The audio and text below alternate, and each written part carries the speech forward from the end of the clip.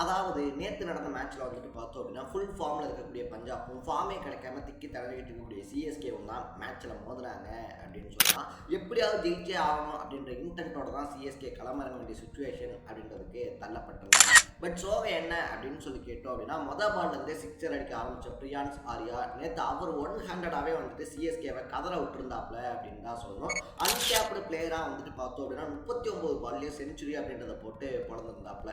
So அவர் வந்துட்டு ஓப்பனிங்கில் அடிச்சு கொடுக்க அதுக்கப்புறமா சஷாந்த் சிங் இவங்கெல்லாம் அடிச்சு பார்த்தோம் அப்படின்னா 200 ரன்னுக்கு மேலே டார்கெட் அப்படின்றத செட் பண்ணியிருந்தாங்க.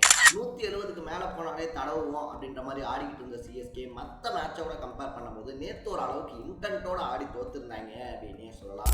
பட் என்னதான் இன்டென்ட்டோட ஆடி தோத்தாலும் பாயிண்ட்ஸ் டேபிளில் 2 பாயிண்ட் கிடையாது அப்படின்றதுனால சிஎஸ்கே அவங்களுடைய 4வது தோல்வியை பார்த்துருக்காங்க அப்படின்னு தான் சொல்லணும். ஸோ நேற்று மேட்சை நீங்கள் பார்த்துருந்தீங்கன்னா மேட்சை பற்றி நீங்கள் என்ன நினைக்கிறீங்க அப்படின்றத கமெண்ட்டில் போட்டு மறக்காம சேனலை ஃபாலோ பண்ணி